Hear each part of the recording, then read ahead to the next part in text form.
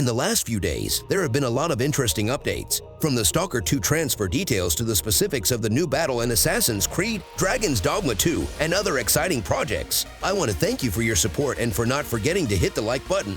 And if you're here for the first time, I invite you to subscribe for various updates and more.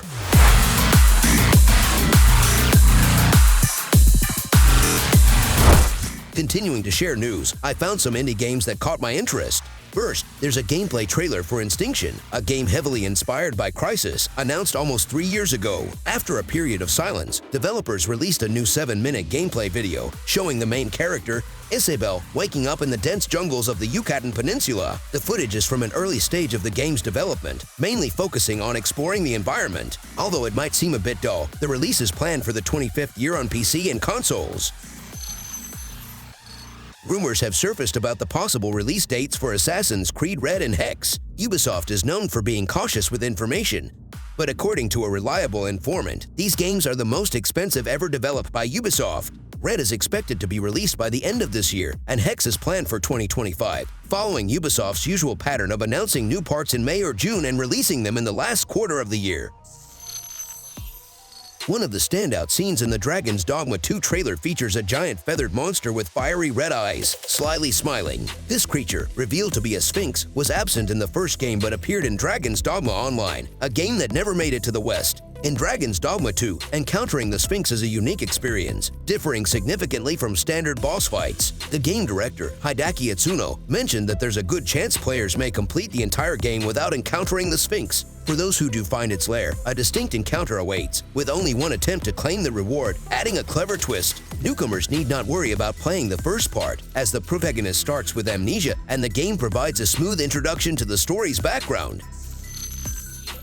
Now that Cyberpunk looks as promised, fans are buzzing about a sequel. On Reddit, users spotted posters and billboards in Cyberpunk 2077 hinting at the city and year for Cyberpunk 2. They mention a new high-speed transportation mode, possibly connecting Night City to Chicago in under 3 hours. Developers seem to suggest a setting in Chicago for the year 2080. While some fans are positive about the idea, others doubt replacing Night City would diminish the game's essence. Currently, details are scant, with only a mysterious codename and a promise from developers that the sequel will surpass the first.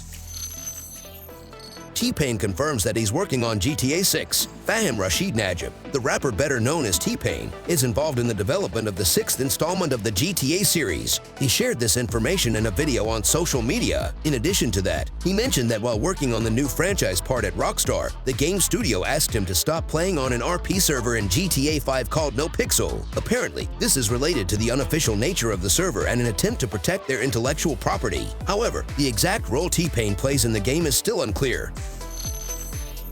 In the files of the Steam version of Elden Ring, a new DLC package has appeared, suggesting the possible arrival of Shadow of the Erdtree. Since the game's release 2 years ago, there has been no information about additional content except for the name. It's uncertain if this refers to DLC or something unrelated.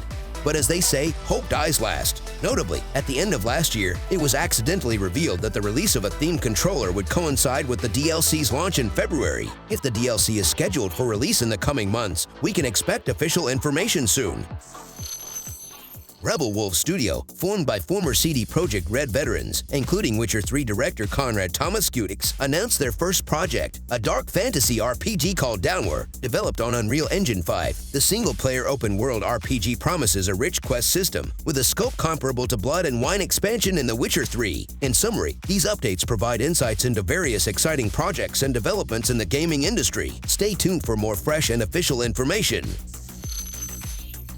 You won't believe it, but the screenshots on the official Stalker 2 BGS page have been updated not once, but twice in 2 days. The new screens have richer tones, and you can notice some improvements in the user interface. The second update refined elements, making it objectively better than the first version but still not as good as the latest. The final version became more informative with updates to the HP bar, radiation indicator, and new icons for sleep, overloading, bleeding, and hunger. Moreover, there are new icons showing different types of ammo for Pashok and fire modes. The compass features a new quest marker, and icons with different markers have become rhombus-shaped and more visually appealing. It seems the developers have reached the final iteration. However, it's still uncertain whether the game will feature this interface.